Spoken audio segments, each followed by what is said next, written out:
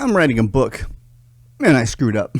Welcome to Writing Through It. My name is Eric, and I want to talk about the most recent mess up and mistake I made in writing my novel, Where Magic Slept. I am creative. I see things the way they could be and not as they are, and I'm inspired by metaphor and lines on a wall, and it gives me story ideas, and I love it. I love that about myself. What I don't love, and I do struggle with, is organization. It's been a problem my whole life, and it still persists to be even though I'm aware of it, because awareness does lead to choice, but sometimes it leads to choices that further disorganization. And I'm really trying to break out of it and make changes, but they're just not coming. Or they are, and I still make big mistakes. This is my mistake that I made recently. I used to use Scrivener. It's a writing software. I stopped using it because the spell check was super confusing and it was missing a lot. And so I'm not good at grammar necessarily. I am, but punctuation is a problem for me, and sometimes, and spelling, I should say. So grammar's okay, punctuation and spelling, not my forte. But it was cool organizationally. I could put the index cards, I could put notes on there. I liked the software, used it for my first novel. Great stuff. Good at compiling the novel together, but recently I switched to Google Docs. And I did that because I found out you could organize tabs on the side. So I could have one doc in chapter 1, 2, 3, 4, 5, etc.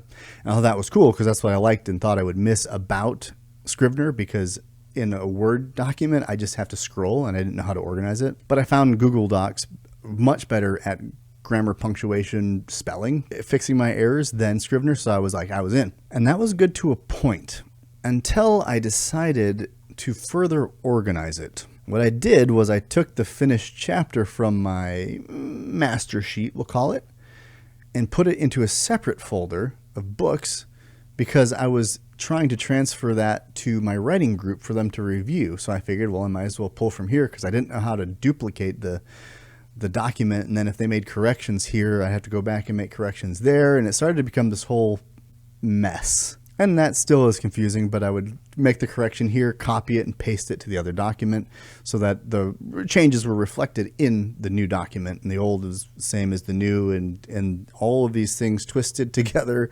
And all of a sudden, I realized I had 3 documents. I had my writer's group, I had the separate individual chapter, and I had the chapter on the master sheet. And I thought that was fine. I think you can probably sit there and say, well, that's a bad idea. I don't think that's very wise at all, Eric. You kind of sound like a fool. And you'd be right. But it took me until chapter 7 to realize how foolish I'd been.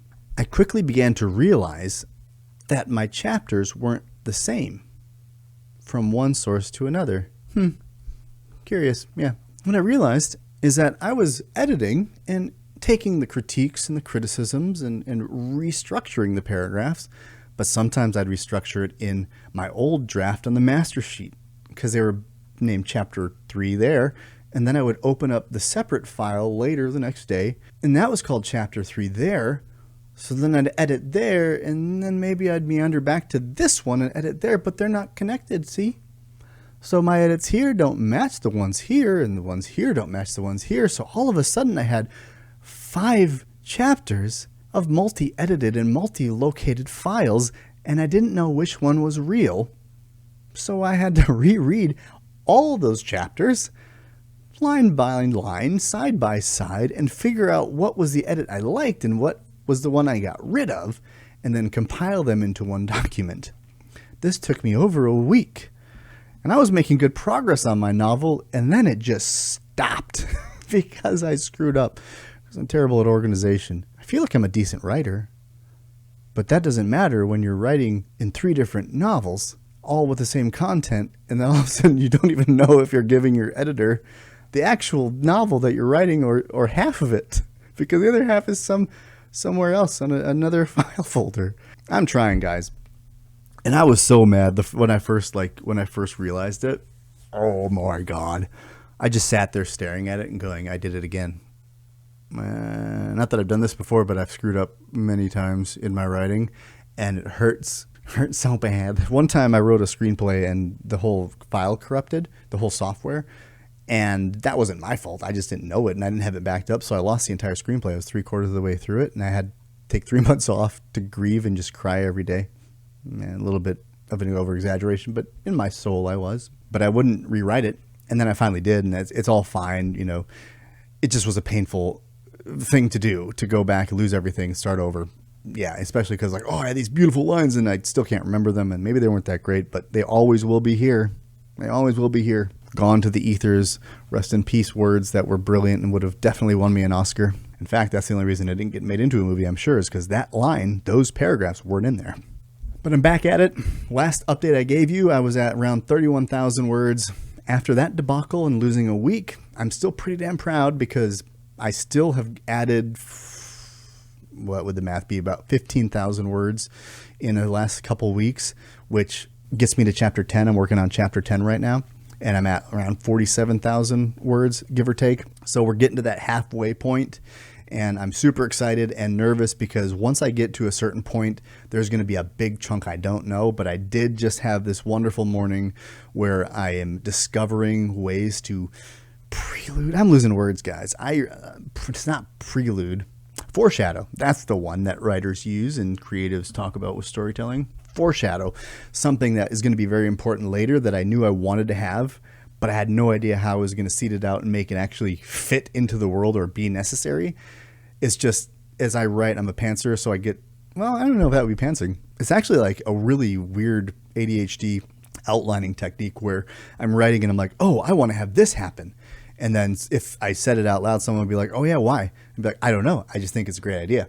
And they'd be like, so what's the item that's going to let them do that? Or and I'd be like, I don't know. It's just going to happen because it needs to happen and it's awesome. And then what is the narrative necessity of it? I don't know. I just think it needs to happen. And then all of a sudden you have this moment where you finally get to the place in your world where, oh, this is why it's necessary. This is how it's going to happen. This is why it's going to happen. And this is what is going to happen. And I really do apologize for being vague, but I don't want to tell you what it is because I want you to read my book, should it ever get published, and be like, this is what he was talking about. Or maybe I have no idea, which is fine too. But now it makes sense in the overarching narrative. There's all these little things that get brought into the mix and they have to make sense. I get it. If it doesn't, it's gone. And I've had to get rid of a lot of those things, but this is one that I think stays. And I'm super excited because it ties into Vera, one of the three main characters, what her arc is going to be, and in a way that I'm super satisfied with and really excited, and still not sure how I'm going to make it as impactful as it needs to be or as I think it could be, because that's one of the battles as an author, is saying this has high impact. How do I communicate it to you? Because an author is, or any artist really, is taking what's inside their body and their mind and putting it out. And when you can't get it out, it becomes this poison. It's like toxic to you and it starts to hurt because you can't express. And the opposite of expression is depression. And so that's why we feel depressed as artists so often, because we're unable to express that which is inside of us that is so powerful and potent. Even if it's not inspiring to somebody else, it's something we need to express. And when we can't do it, it hurts. So there's that low level of hurt, but faith, knowing that I'm doing the things, putting myself in a position to have that expression finally makes sense. And when it does, I get goosebumps. I get chilled. I get super excited and inspired. And I giggle on the couch and I'm like, yeah, hell yeah. And everyone's like, what are you doing? My family's confused and thinks I'm weird. They laugh at me. It's a good thing. But I just experience things differently where, than they do, and I think it's funny that we're different, and that's great. But I'm learning that about myself and letting it be free and not worrying what people think of me for being the randomly excited guy that has nothing in their world physically that is giving him a reason to be excited. So others kind of go, I don't know what you're excited about, but good for you, buddy, whatever. And I love that because it makes life so much more beautiful to me, because I don't need grandiosity around me. I just need those quiet moments of inspiration and understanding and solutions presenting themselves. And that's magic to me. That's where magic lives, and magic can live beneath the mundane. And when you realize that magic is everywhere, it's just not necessarily the way we read it in books. And so creating a world of magic and experiencing the magic of creativity is intoxicating in the best way possible. This October, I'll be 10 years sober. Haven't had alcohol. I had an alcohol problem. And so this is intoxicating in the best way possible.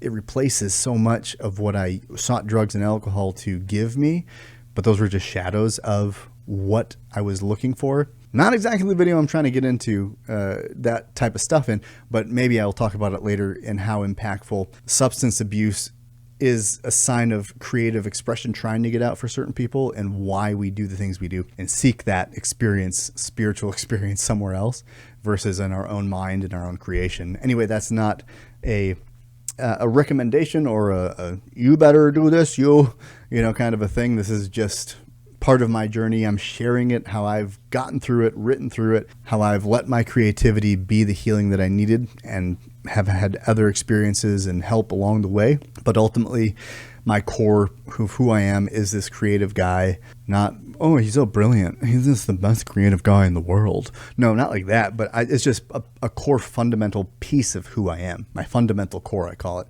You know, humor.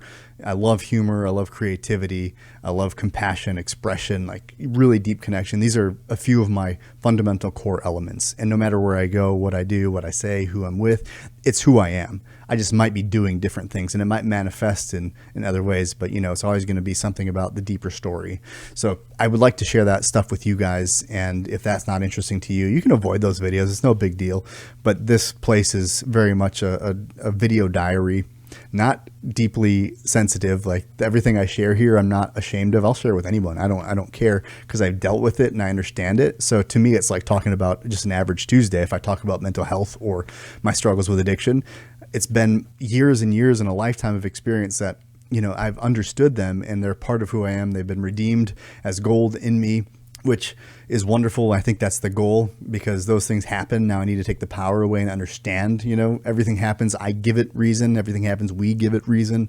I don't like the expression everything happens for a reason. No, we give it a reason. We give it meaning. That's just something that's helped me because reframing things with words that impact me is powerful because words are powerful. We spell things. We're casting spells with our words. Again, I'm getting into too many tangents, so I'm going to end it here because otherwise it's going to be 40 minutes long and you guys are just going to be getting whiplash because I'm in this very excitable mode right now. So that's a good thing. It's a fun week. Anyway, I hope you're doing well. Thanks for stopping by. Hope to see you in the next one. And until then, journey well, my friends.